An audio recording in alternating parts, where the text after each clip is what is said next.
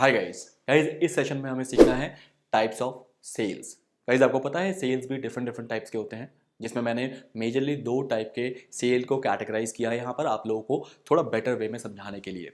Guys एक cell होता है डायरेक्ट बाय नाउ और एक सेल होता है कि आप अपने ऑडियंस से फॉर्म फिल कराते हैं। गाइस ये दो किस टाइप के सेल है? नंबर वन, सबसे पहले गाइज अगर आपका कोई ऐसा प्रोडक्ट है जो कि आपके ऑडियंस डायरेक्टली बाय कर सकते हैं, कैसे? वो अपने प्रोडक्ट को देखते हैं, उसके बारे में समझते हैं और वहाँ पर एक बाय नाउ का बटन होता है, उस बाय नाउ को क्लिक करते हैं, अपना credit card, debit card, net banking जो भी उनको करना होता है उस ट्रांजैक्शन प्रोसेस को वो कंटिन्यू करते हैं और फिर उनको वहाँ से डायरेक्टली उसको बाय करने को मिल जाता है।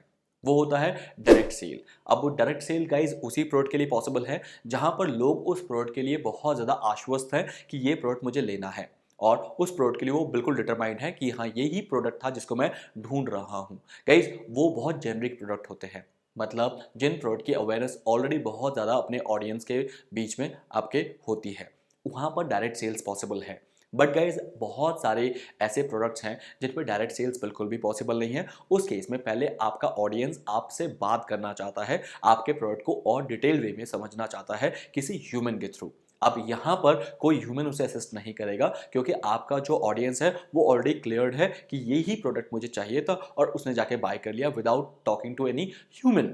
बट गाइज अगर मैं बात करूं कि मैं किसी प्रॉपर्टी की बात कर रहा हूं, मैं एक रियल एस्टेट बिल्डर हूं और मेरे पास जो टीम है वो टीम मेरे डायरेक्ट प्रॉपर्टी को सेल नहीं कर पाएगी। मेरी डिजिटल मार्केटिंग टीम की बात कर रहा हूँ, वो क्या करेगी मेरे लिए? वो सबसे पहले जो मार्केटिंग करेगी, अवेयरनेस क्रिएट करेगी और उसके बाद भी ऑडियंस जो है ऐसा नहीं करेगा कि उसने क्रेडिट कार्ड निकाला, अपना नेट बैंकिंग ट्रांजैक्शन कर दिया और किसी भी प्रॉपर्टी को बाय कर लिया और हमने उसे चाबी दे दिया। ऐसा बिल्कुल नहीं होगा क्योंकि प्रॉपर्टी के केस में जो कि हाई वैल्यू अमाउंट प्रोडक्ट है, उस केस में उसके मन में बहुत सारे क्वेश्चंस होंगे जो क्वेश्चन पहले वो क्लियर करना चाहेगा। आप उन क्वेश्चन के आंसर किसी तरीके से भी ऑटोमेटेड नहीं कर सकते क्योंकि वो क्वेरीज लाइफ सॉल्व होने वाली क्वेरीज है। इसीलिए गाइज इस टाइप के जितने भी प्रोडक्ट होते हैं उस प्रोडक्ट के लिए हमें अपने ऑडियंस को ये इंसिस्ट करना होता है कि वो डायरेक्ट हमसे बात करने के लिए अपना डेटा हमें दे, लाइक उनका नाम, उनका फोन नंबर, उनकी ईमेल आईडी, ताकि हम एज अ सेल्स पर्सन उनसे डायरेक्ट बात कर पाए उनके उस फोन नंबर पे। तो उस केस में हम क्या करते हैं,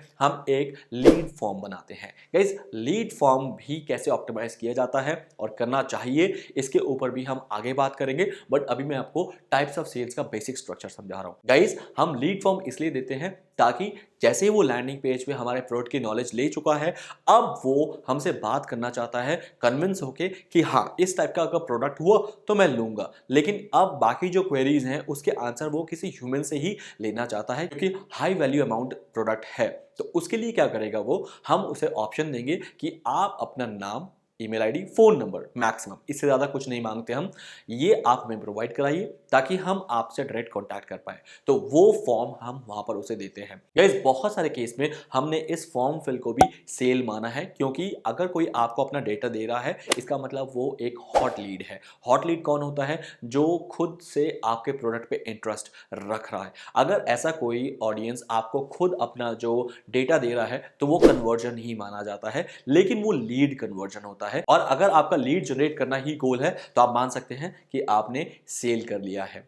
अब बात रही कि उस लीड पे हमें करना क्या है। गाइस उस लीड को हमें करना होता है नर्चरिंग, मतलब उस लीड पे हमें कंटिन्यूअस फॉलोअप करना होता है। कैसे? जैसे फॉर एग्जाम्पल अगर कोई भी हमारे पास लीड आई है तो वो मेरे डेटा शीट पे आती है जहां पर वो डेटा बन रहा है।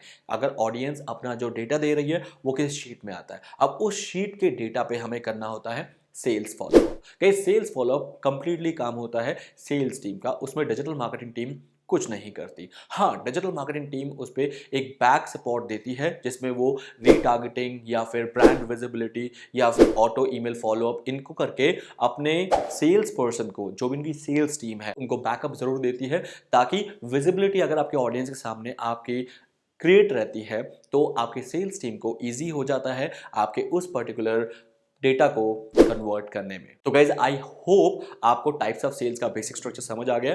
तो इस सेशन में यही तक था, आइए चलते हैं हमारे नेक्स्ट सेशन में।